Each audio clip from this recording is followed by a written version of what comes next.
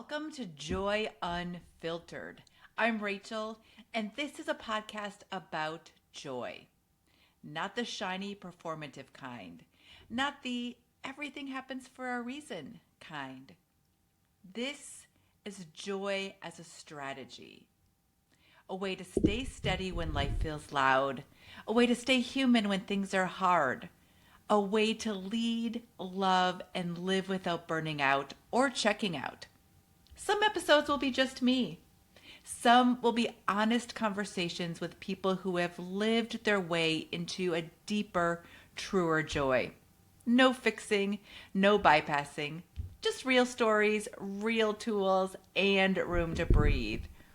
Let's get into it.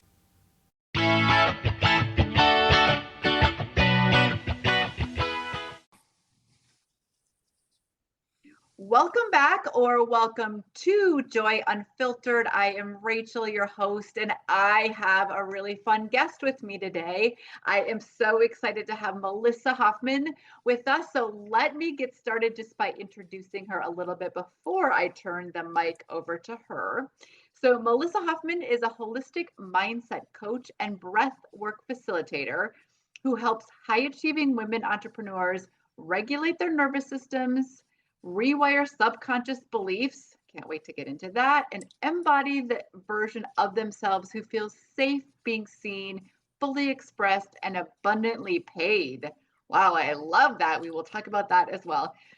Through her signature blend of nervous system work and identity alignment, Melissa guides women to grow their businesses with ease, confidence, and authenticity without the hustle. And don't we just need some more of that? So welcome, Melissa, to the podcast. Thank you for having me, Rachel. I'm so excited to be here. Yeah, I've been excited about this conversation for a little while. So glad that we are finally making this happen. So Yes. why don't we start? We were chatting a little bit before the podcast started. I know you are out in California currently, Yes. but why don't you give us a little bit of history into, as much as you care to, kind of how you got to be this amazing person that you are today. Yes. Well, thank you. Um, so I, so I've been a coach for about 5 years. And before this, I was a makeup artist. So I had a business for 12 years as a luxury makeup and hair artist, working with a lot of women for photo shoots for their weddings. I did like some commercial work.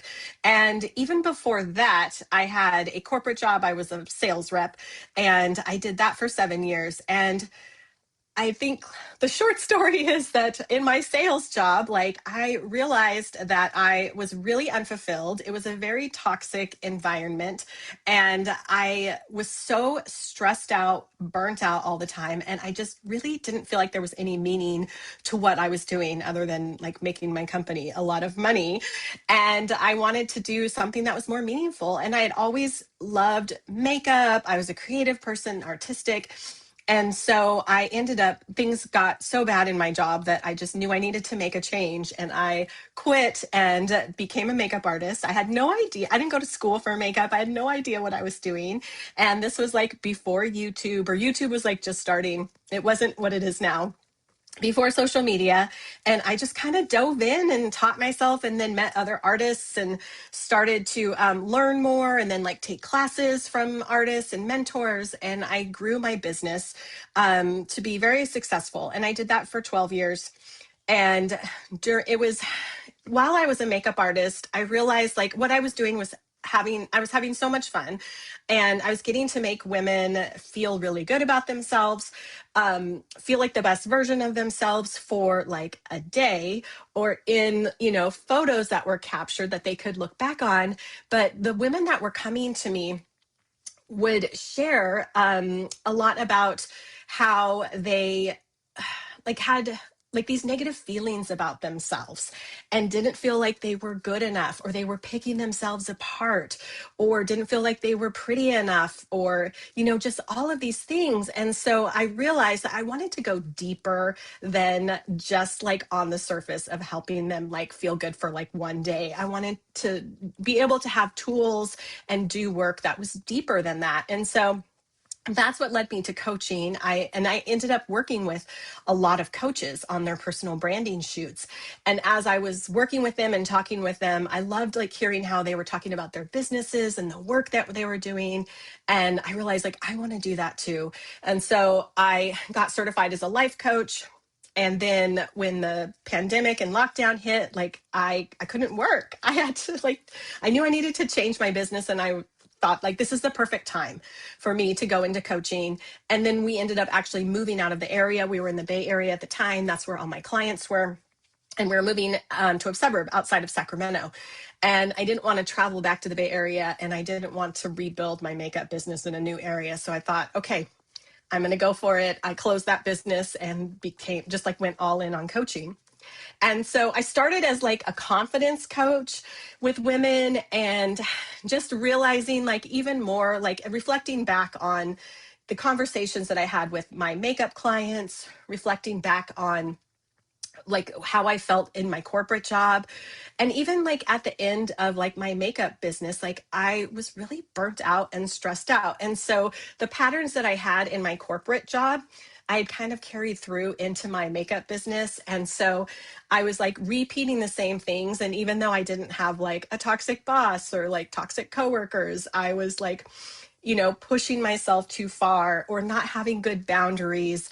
And in that cycle of scarcity where you feel like, okay, like even though things are good right now, like what if, next month I have no work and I make no money, and just like up and down. And so I knew that there were even like deeper things that I could help women with other than like their confidence, because your nervous system is like basically like what controls like everything for you, like with your your emotions and your like physical, and just how you think and feel, and how you act. And so I like just started to learn more about that. I became certified in like hypnosis and NLP, which is neuro linguistic programming for those who don't know, and tapping. And so getting more into that subconscious work, and then also somatic work. I became a certified breathwork facilitator. And then through breathwork, just learning about the connection between the nervous system and the subconscious, and how it all plays together, and just how it affects you, and how much stress and anxiety affects us. And when you can regulate that and learn to regulate your emotions, then it's just so much easier for you to feel more even, and to not let challenges or things that come up for you like just throw you off, and to get out of that cycle of just feeling like you're always in survival, or you're in that scarcity. And you just become a more happier, well-rounded person, and it just affects all the areas of your life. And so when I started learning more about that and experiencing that for myself, I knew that I wanted to help women entrepreneurs who are where I was when I was in my makeup business, because I didn't have those tools, and I just Right. became burnt out, and I was like, well, I guess I'm going to quit. And so that's Oh my kind of what I goodness. did. Sure. Well, I love that whole story. And I don't know if you could tell, Melissa, but those of you listening or driving in your car, you could not tell that I was taking a bunch of notes, but so many things to unpack with what you just shared. So love it. So I might go back just a little bit, because as I was taking notes, I think one of the things that really struck me at first was what a great kind of parallel from doing Hmm. makeup to helping people with their inner work, because certainly Yeah. those things are tied, right? We Yeah, want to look they good are. both. We want to feel good both on the outside and on the inside. And I'm certain that as you were working with women, you have lots of stories to tell about things that they were going through. So when you Hmm. think back to those times, even before you thought about being a coach, what were were there some themes or some similarities in the stories that you were hearing from the women that you were, let's say, getting ready for brand shoots? Oh, yeah, definitely. There was this fear of being seen. And so they would have a lot of fear around and anxiety around like being in front of the camera. and having someone take their photo and making a big deal about the photo shoot, and then even like using the pictures, like, well, who's going to see them and what are they going to think? And I would see a lot of women feel like they had to portray, almost like portray somebody else, like, well, I have to, have like these really expensive clothes that are like really perfect that I don't normally wear in, real life. Or I'm going to do a photo shoot in Paris because that shows that I've made it and I'm successful, when they don't have like any clients. And so there was a lot of that, like feeling like you had to put on like false masks, or that who you were wasn't good enough to share with the world. And that fear of visibility, fear of judgment, those were like a lot of the themes, and like feeling not good enough with who you are, how you looked, those were a lot of the themes that I saw in the women that I worked with. Which sounds so familiar. I come from the wellness space, so it Mm-hmm. sounds so familiar to the women that I was here listening to or working with in that wellness space. And then I'm sure for you then got to that space where, oh, I really want to boost them up and help them. I mean, it's fun to do, not that the work that you were doing wasn't really important, Yeah. and that is as well, but how can you then go beneath the makeup, right, beneath the Yes, clothes, and exactly. help them really not have that fear of being authentically Mm-hmm. seen, right, Yeah. as Yeah. a whole integrated person. So we're going to delve into that in a little bit, but I also want to talk about what a fortuitous time. Clearly the pandemic, and it hasn't been that in our not that distant past, but also seems like from you as a businesswoman, um, what a fortuitous time for that to happen, right? Mm-hmm. Because it did Yeah. force you to rethink. You can't be applying makeup to people when we were wearing masks, and you can't touch people, right? So, Mm-hmm. so Yes. what is it that, and so what an interesting path basically that your career took then as well, from going to helping, fixing up people from the outside to fixing up people from the inside, right? Yeah. And it was almost like it gave me permission, because that was really what I wanted to do, was to move into coaching. And I had a lot of fear, like, well, what if no one hires me? What if no one takes me seriously? They just see me as this makeup artist. Like, that was the identity that I held. And took me a while to like really let go of that identity and realize like, oh, there's so much more to me, and I can be a good coach because of all the experiences that I've had, plus, the training that I've had as well. And so it was like the perfect opportunity, like, okay, like I'm ready to close this chapter. The world is kind of forcing me to like make some changes, because I can't work, although I did do some weddings because there were people that insisted on getting married, and I wore a mask and they didn't, and I just tried to keep my distance. But yeah, I really felt like that was like the perfect, like almost like a sign and permission that it was okay to move on. Yeah, well, and it also sounds like, Melissa, that you were having some of the same feelings once you of the women that you were working with doing the makeup. Is Hmm. I hear that same thing. Am I good Yeah. enough? What if Yep. will I be seen as Hmm. this new identity as we are trying new makeup on, or trying clothes on, or Yeah. trying new careers on as well? Hmm. How is the outside world? So how did you internally, the pandemic forced it a little bit, but how did you internally work through the fear of being seen in a new way?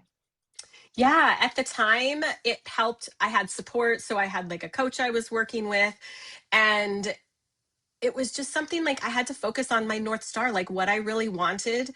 And really, like, I didn't have like subconscious rewiring tools at the time, but it was almost like I kind of instinctively did that work myself, to like really work on seeing myself as a coach and doing the inner work to feel like I was good enough. And it took a lot of like courage and just like putting myself out there and trying different things, and just really trying to like pump myself up and work on my belief in myself.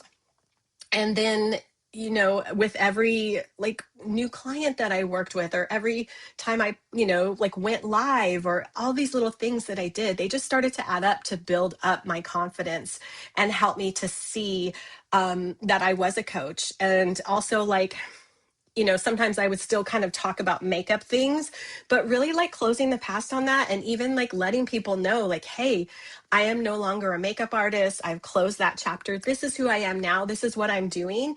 And just really working on showing up as that person, even when it felt really uncomfortable, but just still like doing that because it was in service of what my goal was, like what I really wanted.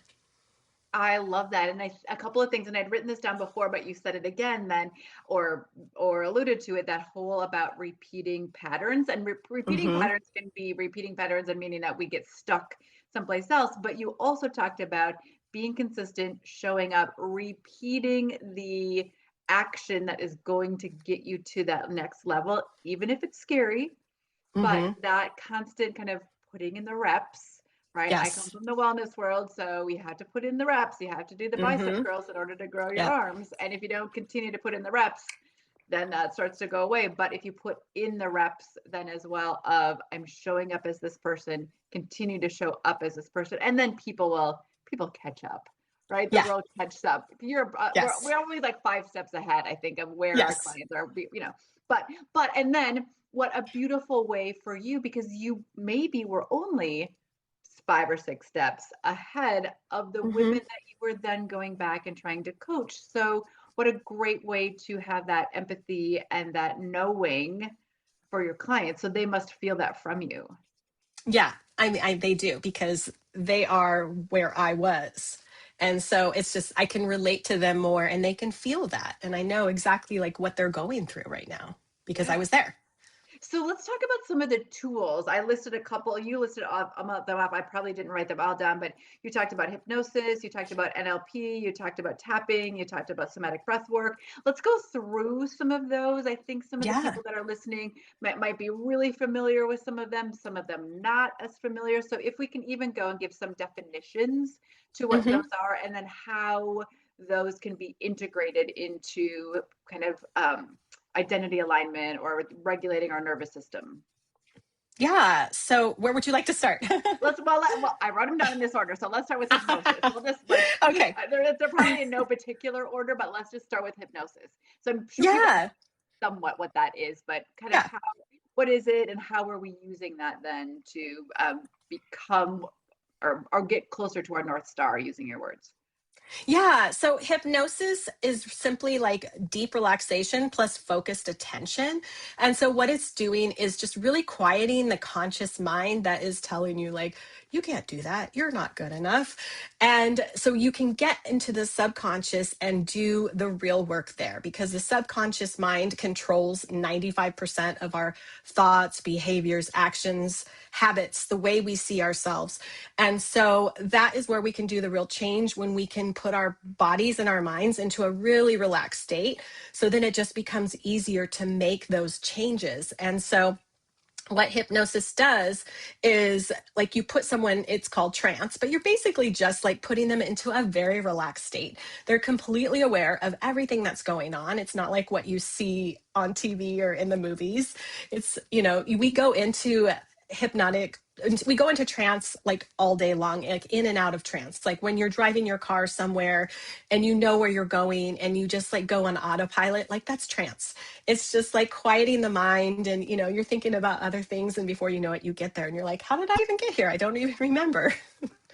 And so yeah, so I put someone, I like, basically it's almost kind of like a guided meditation, getting them to really relax. There's certain like ways of speaking to the subconscious mind that it responds to rather than like the conscious mind. And so getting someone into a really relaxed state, and then you get to use metaphors and visualizations and really creating a picture of what it is that they want, whether it's um, a new way of seeing themselves. Maybe it's a new, like they want to create a new habit, like they want to start working out more and they want to like start going to the gym and they hadn't been going before. So you can use hypnosis to help someone with that. You can use hypnosis to like overcome phobias. You can use it to change your beliefs about yourself. And so if you have some really negative beliefs that have been really hard for you to get rid of, like you can use hypnosis to change that. And hypnosis works, it's all in the positive. And so because your subconscious mind only responds to like positive positive statements. It doesn't recognize like negatives. So like if you say you can't, let me see, what's a good example? Like, I don't want Um, to I don't want to, overspend. I don't I want to don't want to, overspend. I don't want to overspend. That's a good one. It won't recognize the don't. It will just hear, I want to overspend. And so that's like what you be programming in. So there's a very specific way about painting the picture and using analogies or metaphors that the subconscious like recognizes and responds to, and then it starts to like change in the brain through neuroplasticity, changing those neural pathways of like thoughts, and so it creates new neural pathways for that new belief. And so the more consistent you are with it, then the easier it is for your subconscious to accept that. And then when you're out and about with your, in a conscious state, like you have changed the way like you see things or you think, and you don't even really realize like why. It's just like, oh, this is like what I believe now, or this is how I see myself now. So it's really powerful. So so a couple of things that come to mind, or a couple of questions that I have about that. One of the things that we've talked about often on this podcast is this whole theta brainwave Hmm. state that you're in when you first wake Yeah. up, so that you can brainwash yourself a little bit. Hmm. And again, and I talk to people about, okay, so if we're trying to find joy, then Hmm. think about all those joyful things right away in the morning, because then you are training your brain to look for more joy during the day, Yes. right? Yes. So that, I just wanted your thoughts about that, and how that plays into, or what that relationship with hypnosis is. And then you did mention meditation, and I had written down, what's the difference between hypnosis and meditation? Can I hypnotize myself? Like, what, Hmm. and I know those are probably really, we're getting to nitty gritty delineations of things, Yeah. but I'm just curious about your thoughts about those, or what the definitions are. Yeah. So when you're putting someone in trance, that is a theta brainwave state. So Okay. you're relaxing the brain to get into those slower brain waves. And that is also the state when you first wake up in the morning, before you are like fully awake, you are in that theta brainwave state. And so that is the perfect time to, brainwash yourself, basically, like you said, like, whether that is, repeating affirmations or thinking about how like your goals, or like, setting an intention for yourself, like I'm going to find more joy today. Like that's the perfect time. And then also right before you go to bed, before you drift off to sleep, then you're also in that theta brainwave state. And so that's also a good time to do that type of work. Those are also the best times to like listen to a hypnosis, like a hypnosis, self-hypnosis audio, is during those times. But you can also create that state for yourself if you wanted to. You either do like a hypnosis session with a practitioner, or you listen to like a self-hypnosis audio during the day. And because the way that it's called an induction, the way that we put someone into trance, it relaxes the whole body and it puts you into that theta brainwave state. And then as far Gotcha. as meditation, yeah, like, I mean, hypnosis and meditation are very similar, but hypnosis is more intentional with the words that you use. And there is a certain way of doing it. So a meditation is something that you can just do to relax yourself, like maybe like relax your mind, slow down your mind. You can do it on your own. You can listen to guided meditations. Guided meditations are simply just relaxing you. Excuse me. And maybe you're seeing some visuals and stuff. So there could be some similarities there, but it's not really using the language of the subconscious mind, probably, unless you have a practitioner or a facilitator that is trained in hypnosis, then they might kind of use some of that in the guided meditation. But basically, they're Gotcha. both, yeah. I think hypnosis has more of a focus to it. So where meditation is more about relaxation, hypnosis is like it's relaxation, but there's a focused attention to something that you want to change. That makes perfect sense to me.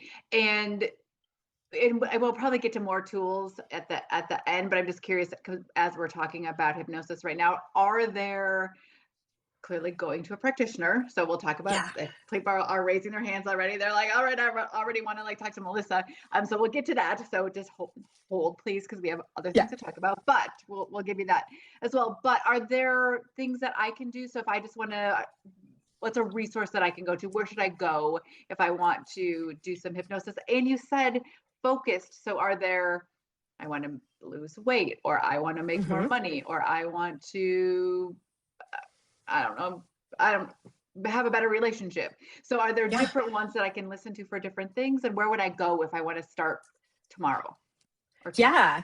I mean, there a lot of hypnotists, hypnotherapists will create self-hypnosis audios and either sell them, or they might have them as a freebie on their website. I actually have one on my website if you want to become more it's basically like overcoming imposter syndrome and feel like you are unstoppable. And that's like what the hypnosis is called. It's like becoming unstoppable. And that's like a freebie I have on my website. And you can, enter your name and email, and then you'll get the audio download of this and you can listen to it. So there's that. I mean, there might be options on YouTube. I would just be very careful about who you purchase or listen to a hypnosis from, because first you want to make sure that they know what they're doing and they're not putting in anything that could be potentially harmful for you.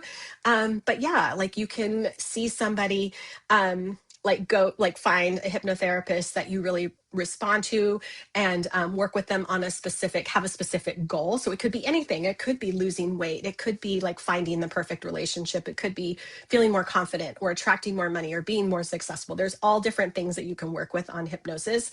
And then you could find like a self-hypnosis audio that has like a specific topic that it's going to help you with.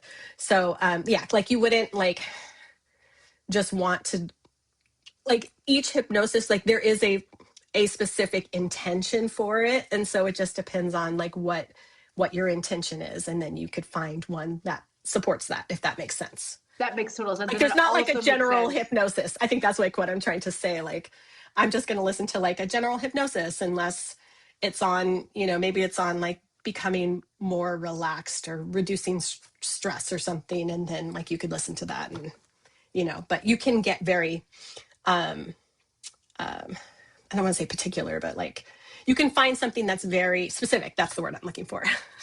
Yeah, no, and that makes sense. And that also helps kind of delineate some of the difference between, because meditation, you can just go listen to a relaxation meditation or a yoga nidra or something. I say Insight Timer is amazing. Headspace is amazing. But that kind of works for everybody. And again, I think your one cautionary note was that hypnosis probably brings you a little bit deeper than some meditations were. And so you want to make sure that you're trusting the person so that they didn't put some random weird thing that they are programming, brainwashing, whatever you to do things that you don't want. Yeah.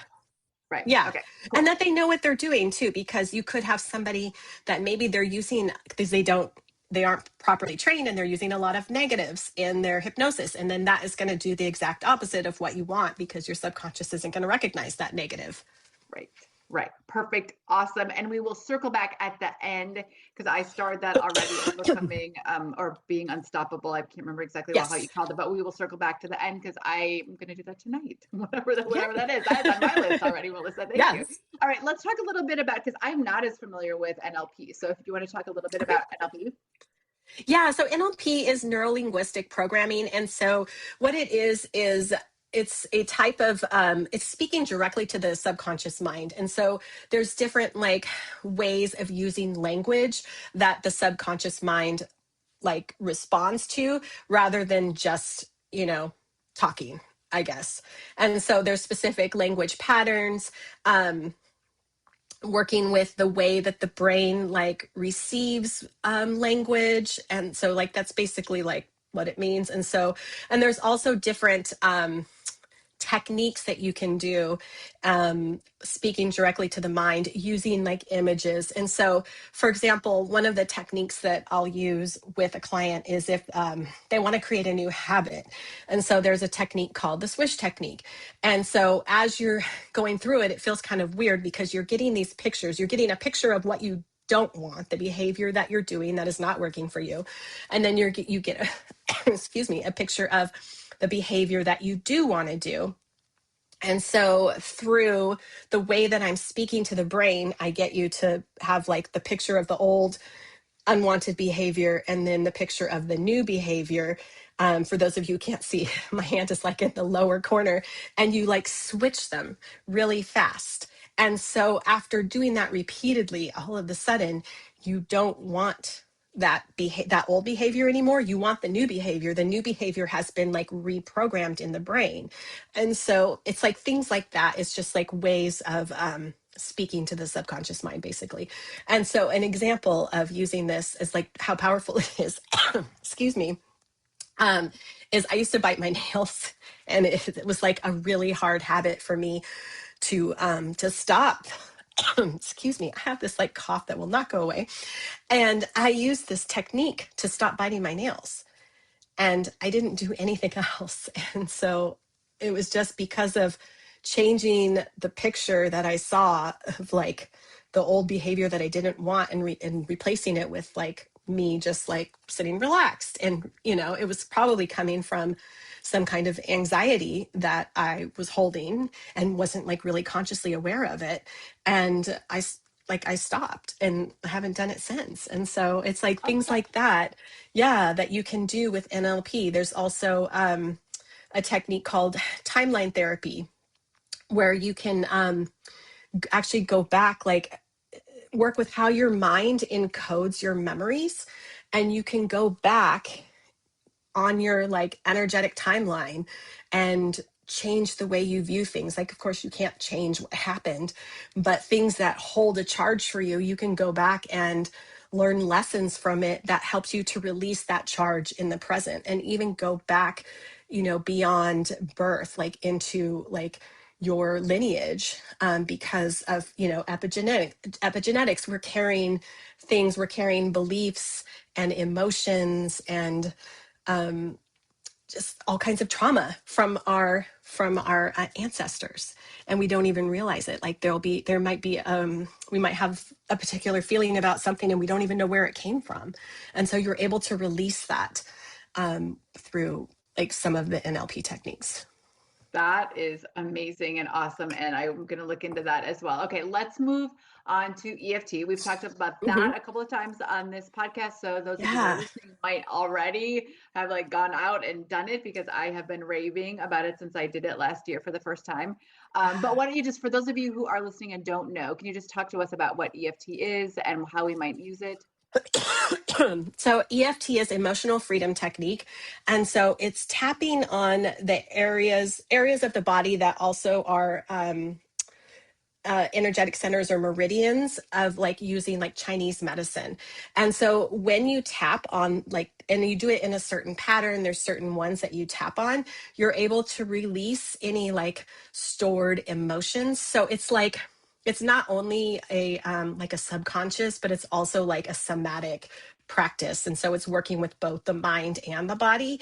And it is so powerful. And so you take something, um, like a feeling, like a negative feeling that you have, like maybe like you have this fear of, let's just say, going live. Like you have this like almost like a paralyzing fear because maybe you had this bad experience of like giving a class presentation, and it just like really scarred you.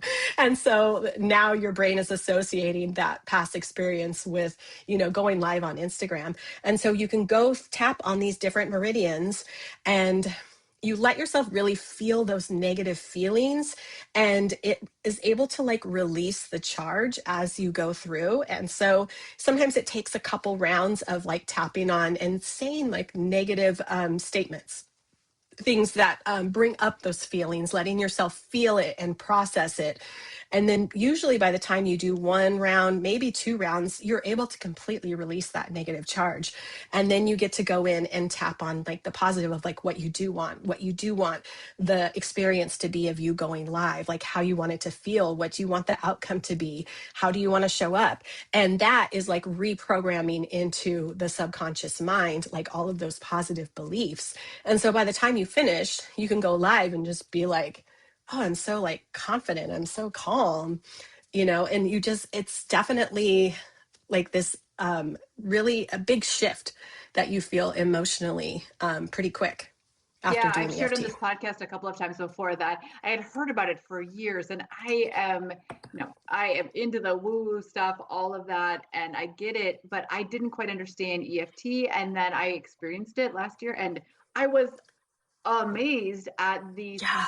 speed in which that the energy was able to move through and dissipate from my body. And I Yeah. was like not nervous, but I was like, the fear level about this thing or the negative energy was, at a 7 or Yeah. an 8. And then Yeah. a couple minutes later, I was at a 4.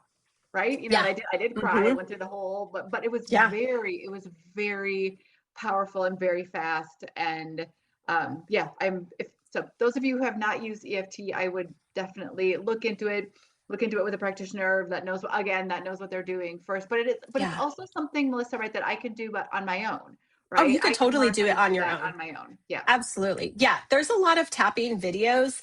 And so you can there's a guy tapping with Brad, and he has like all these like really quick videos and different topics. And he has like a very nice soothing demeanor. And like, if you're feeling like nervous about something, or like there's something in particular, he's probably done a tapping on it, then you can like search for it on YouTube, and then, go through it. You can also like, once when you know what the different like tapping points are, you can like go through it yourself, and like, kind of take a gauge of where you are with that emotion. Like you said, you were a 7 or an 8 with that particular negative emotion that you're experiencing.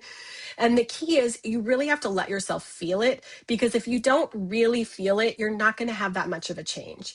And then you want to go through, and you can just let yourself intuitively like say like all the negative things that come up. So it's very like cathartic to like just let it all out and go through all of those points. And then after you're done, to see where you are, take another like gauge like where you are on the scale of between 0 and 10. And ideally you want to get yourself to a 1 or a 0. And so if I was working with somebody one-on-one and they were at a 4, I'd be like, that's great, and we're going to get you to a 0, so let's do Right. another round and go even deeper. And then by the end of the second round, most likely you would be at a 0. And then you get to tap on the positive. So then think about, after you've released that negative emotion and you feel neutral, then think about, okay, like what do I want instead? And then you get to like create all kinds of like positive statements around that and go through all of the meridians again. Yeah, beautiful. So yeah, so I've loved all these three so far. So we've talked about hypnosis, talked a little bit about NLP, talk about EFT. Let's talk about breath work.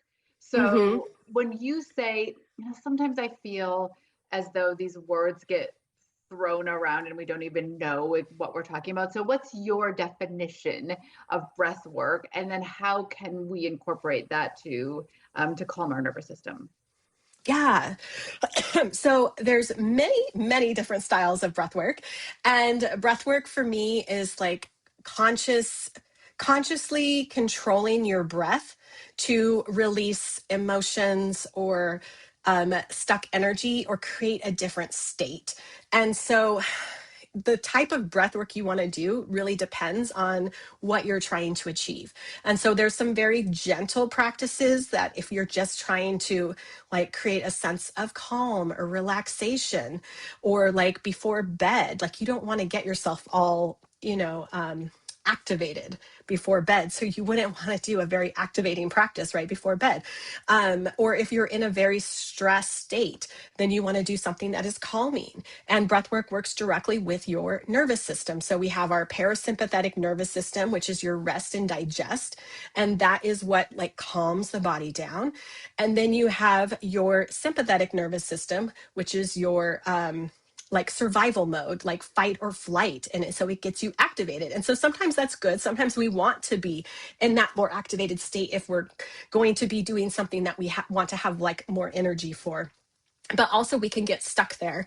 And that's when you get into that stress, anxiety, survival mode, and it really affects your mental health and your physical health.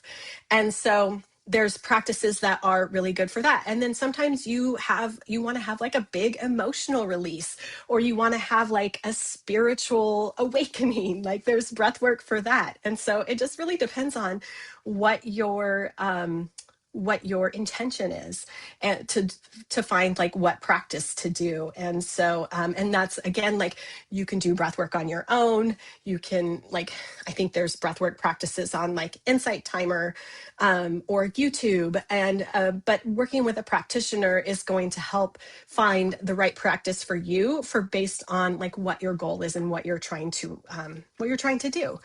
And Yeah. so, yeah, and so it's very therapeutic. It's very healing. And it's also like very good for your health. So a lot of people are not breathing correctly, or they're breathing too much, and it's causing their body to be in this, just constant survival state. And so there's also like, it's good for you, like, physically too. And so there's different practices that you can do for that. Or people like athletes, there's different practices that they can do to help them to, have more endurance or better performance. So it really is an amazing modality, because it's like you can heal your body, you can heal your, emotions, your mind with your own breath. Like, you don't need anything else. And what a beautiful way to explain that.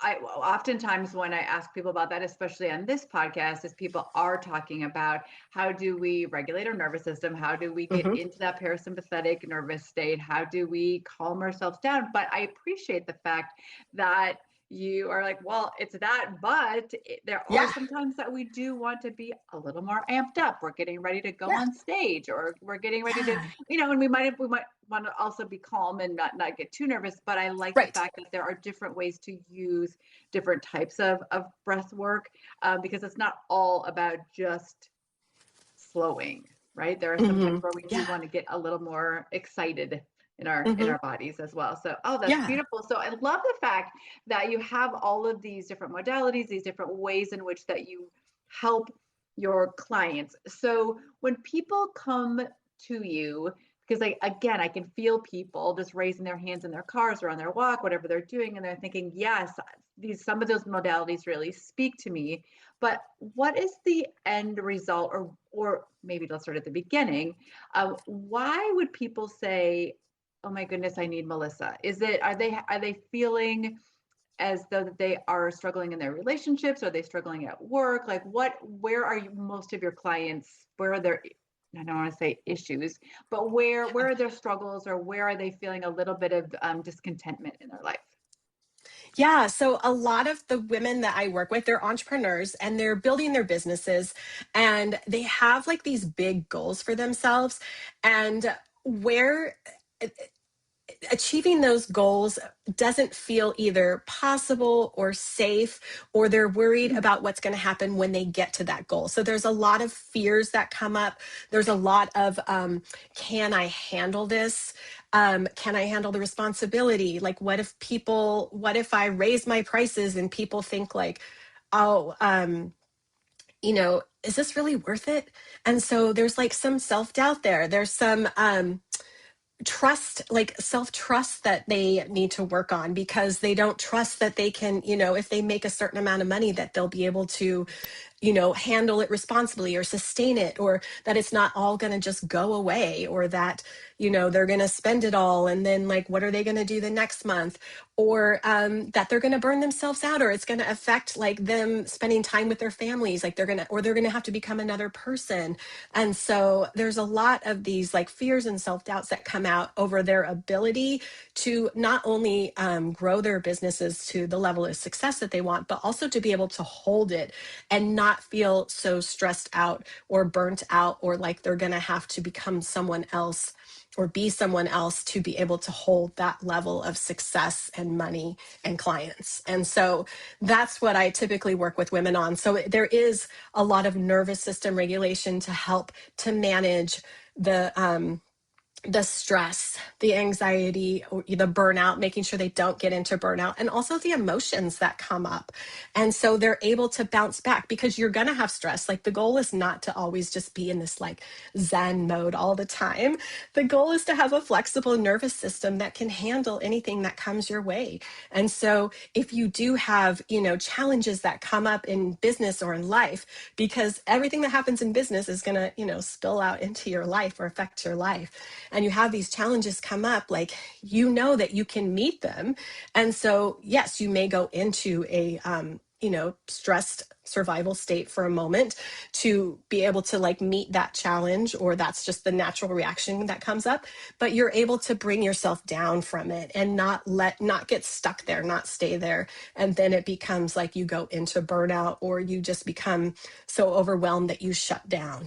And so that is really, and I call it like expanding your capacity. And so it's creating a flexible nervous system that can handle anything, and that the capacity, your internal capacity is expanded to have more, and to be able to like hold it and be able to stay there and have it feel sustainable in your, not only in your body, but in your mind and in your life. Right.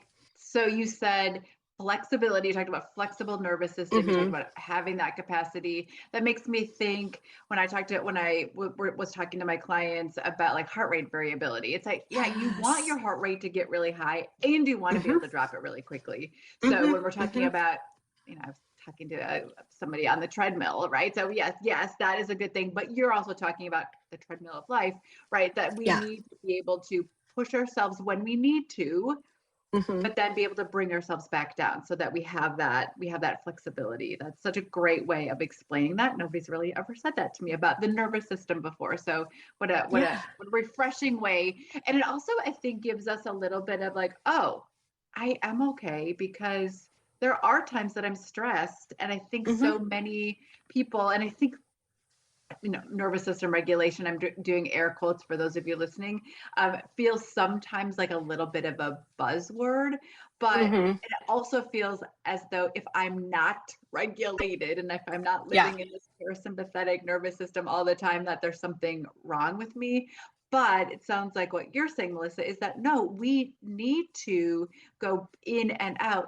That is why we have two nervous systems. That is why we were Yes. designed the way we were Yes. designed, so that Yes. feeling stress is okay if we are able then to flex out of that and not Yes. stay in that stressed state. Yes. Yeah. And that's the key, is to be able to down regulate yourself from that stress state. And, because you can be regulated and still go into a stress state because you know how to bring yourself out of it. And that's the key difference. Someone that is dysregulated is always in that stress state. They're living there and they don't know how to get out of it. And so that's what we don't want, because that's what leads into, mental health problems, burnout, overwhelm, health problems, all kinds of health problems. Right. And it's the same parallel we talk on this podcast a lot too. Well, clearly we talk about joy, since it's Joy Unfiltered. So we talk about joy, but we also talk about the fact that we want to live in this state of joy, but when we practice that, that allows us to live in a state of grief when we need to, Yes. because we Hmm. also recognize that the world isn't perfect, Yes. and the world Hmm. is challenging, and bad things happen, and challenging Yeah. things happen, and we need to fully feel into grief. We talk about that. So we Yeah. need to fully feel into grief. We need to fully feel into anger or Hmm. stress or whatever that Yeah. emotion may be. But when we practice, and what you're saying too, when you practice living in a regulated state, one, we know it's there. So it Hmm. almost, and I like to talk about it, it almost feels safer to me to go into stress or to go into Yes. something uncomfortable, because I know this other state exists and I get to come back there. Yes. Yeah. Yeah. And that's the important distinction, because we are humans. We have a full range of emotions, and we want to be able to go through the emotions that come up and not cut them off and not push them down, because that's when they get stuck and they get trapped in the body, and they will come out, and it's not going to be pleasant. They will come out. The body So keeps that whole, that makes me think of that book, The Body Keeps the Score. Like body your keeps body's the keeping score. The score. body Yep. does. Yep. Yes. Yeah. Yeah. Yes. Oh, Yes. well, this has Yeah. been so enlightening. And as we kind of get towards the end of this, I do want to make sure that we leave time at the end for people Yeah. to be able to get a hold of you. But I'm always curious about what is bringing my guests joy. So what is bringing you joy today or this week? Yeah. Before I answer that, can I like circle back to something Yeah, that you said earlier? yeah. Yes. So you were talking about HRV, heart rate variability, and that is actually one of a type of breath work that I do that increases your HRV. It's resetting your nervous system.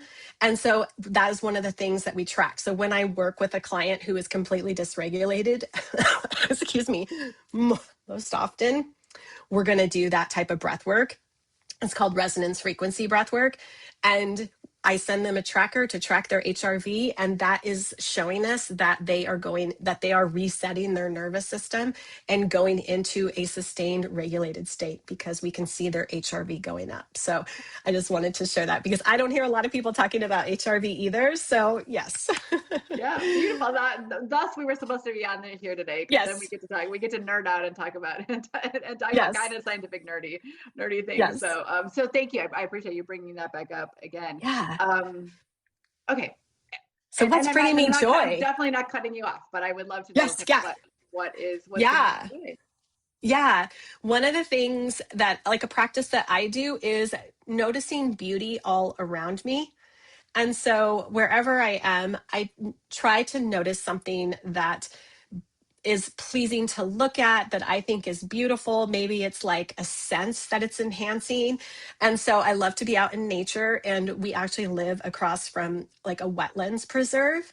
And so when it rains a lot, there's ponds that form, and then we got all kinds of like wildlife and different kinds of birds and ducks. And so it brings me a lot of joy to go outside, especially right now because the sun is out and I can go out there and hear the birds chirping and see the ducks swimming around and the geese. And yeah, it brings me a lot of joy to see that.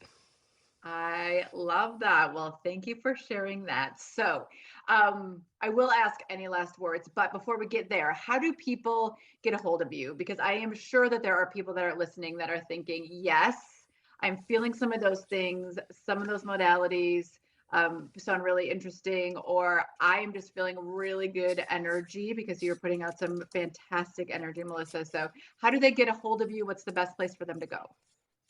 So they can go to my website. It's www.melissahoffman with two N's.com.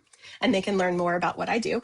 And then they can also follow me on Instagram because that's the platform that I'm on the most. And so on Instagram, I'm at Melissa M. Hoffman with two N's.